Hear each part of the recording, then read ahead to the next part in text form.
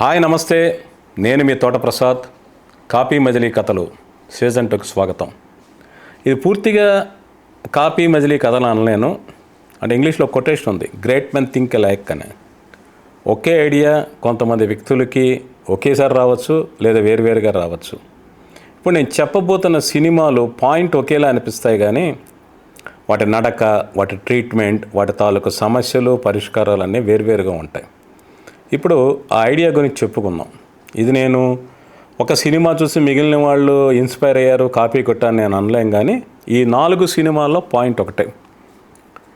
ఇక్కడ ఏంటి అంటే, ఒక ఆడపిల్ల తన ఫోటో ఒకసారి బాగా రాకపోతే ఆ ఫోటోని వేరే వాళ్ళతో షేర్ చేసుకోవడానికి ఇష్టపడతాం. తన తాలూకు మంచి ఫోటోయే సోషల్ మీడియాలోనో, ఫ్రెండ్స్తోనో, ఫ్యామిలీ మెంబర్స్తో షేర్ చేయాలనుకుంటుంది. అలాంటి అమ్మాయి తన పర్సనల్ వీడియో, అంటే ఇంకా చెప్పాలి అంటే తను తన భర్తతో, తన పార్ట్నర్తో చేసిన ఫస్ట్ నైట్ తాలూకు వీడియో బయటికి వచ్చేస్తే ఆ అమ్మాయి ఎలా తల్లడిల్లిపోతుంది అనేదే ఇప్పుడు నేను చెప్పబోతున్న పాయింట్.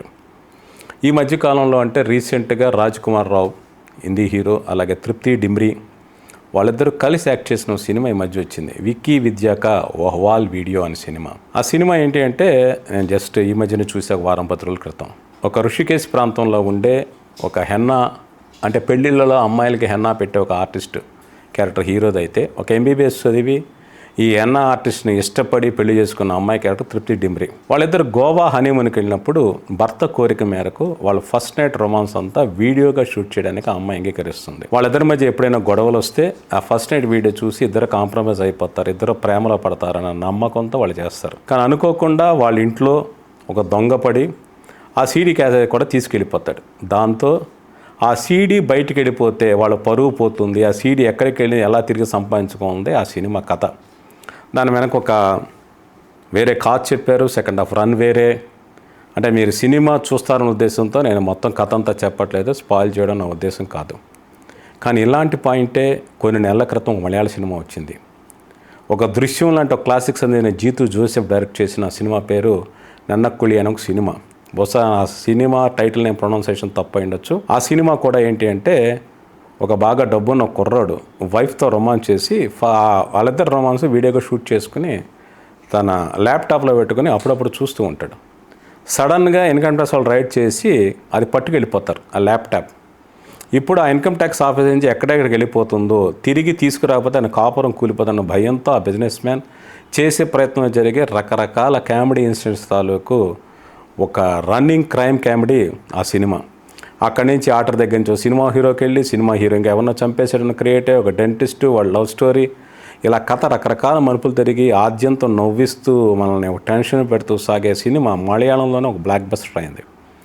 ఈ 2 పాయింట్స్తో పాటు కొన్నేళ్ల క్రితం చాలా యంగ్ హీరో, చాలా popular hero Siddhu Jonnalagadda, star boy అని పేరు తెచ్చుకున్న సిద్ధు జొన్నలగడ్డ కూడా సినిమా చేశారు, మావెంత గాథ వినుమా అని. ఆ సినిమాలో హీరోయిన్ సీరత్ కపూర్. ఆ సినిమాలో కూడా వాళ్ళిద్దరూ హీరో హీరోయిన్స్ చేసిన రొమాన్స్ తాలూకు వీడియో సోషల్ మీడియాలో షేర్ అయితే జరిగే రప్చర్, దాని మీద వాళ్ళ కుటుంబం రియాక్షన్స్, ఇద్దరు లవర్స్ రియాక్షన్స్ అనేది ఆ కథ సాగుతూ ఉంటుంది. సో ఈ 3 సినిమాల పాయింట్స్ ఒకేలా అనిపిస్తున్నాయి కదా. యాక్చువల్గా ఏంటంటే, ఒక కపుల్ తాలూకు రొమాన్స్ వీడియోగా షూట్ అవ్వడం, వాళ్ళకి ఇష్ట ప్రకారం షూట్ చేసుకోవడం, అది బయట వాళ్ళ దాని చేతులు దాటి బయటకు వెళ్ళిపోవడం, దాని తాలూకు వచ్చే కాన్సిక్వెన్స్ ఫేస్ చేయడానికి ఆ జంట ఎలా ప్రయత్నాలు చేశారు, లేక ఆ వీడియో తిరిగి సంపాదనకు ఎలా ప్రయత్నం చేస్తే కామన్ పాయింట్ ఇది. వీటన్నిటికీ మూలం ఒక 10 ఏళ్ల క్రితం వచ్చిన ఒక హాలీవుడ్ మూవీ. ఆ సినిమా పేరు సెక్స్ టేప్. అది మీరు చాలామంది చూసుంటారో నాకు తెలియదు. కెమెరాన్ డియాజ్ యాక్ట్ చేసిన ఆ సినిమా సెక్స్ టేప్ 2014లో వచ్చింది. అందులో కూడా భర్త తాలూకు ఇన్హిబిషన్స్, ఒక ప్రాబ్లము తొలగించుకోవడానికి వాళ్ళిద్దరు రొమాన్స్ షూట్ చేసుకోవాలని డిసైడ్ అవుతారు. కానీ అది చాలామందికి షేర్ అవుతుంది. దాన్ని తిరిగి డిలీట్ చేయడానికి ఆ మొగుడు పెళ్ళాల తంటాలు పడతాను. సెక్స్ టేప్ అంటే టైటిల్ ప్రకారం చాలా రొమాంటిక్గా అనిపిస్తూనే చాలా నవ్విస్తూ టెన్షన్ పెడుతూ సాగే సినిమా సెక్స్ టేప్. ఆ సినిమా నుంచి ఇన్స్పైర్ అయ్యో, లేక అలాంటి ఐడియాతోనో మలయాళం వచ్చిన సినిమా కావచ్చు, తెలుగులో వచ్చిన మావెంత గాథ వినుమా కావచ్చు, మొన్న మధ్య హిందీలో వచ్చిన విక్కీ విద్యాక వహ్వాల్ వీడియో కావచ్చు, ఇవన్నీ సేమ్ పాయింట్స్. అంటే నేను ఇక్కడ చెప్పదలుచుకుంది ఏంటి అంటే, వాళ్ళు దీని నుంచి కాపీ కొట్టారు, దాని నుంచి కాపీ కొట్టడం చెప్పడం కాదు. ఐడియా ఒకటే, ట్రీట్మెంట్ వేరు, చెప్పే కథ వేరు, చెప్పే నేపథ్యం వేరు.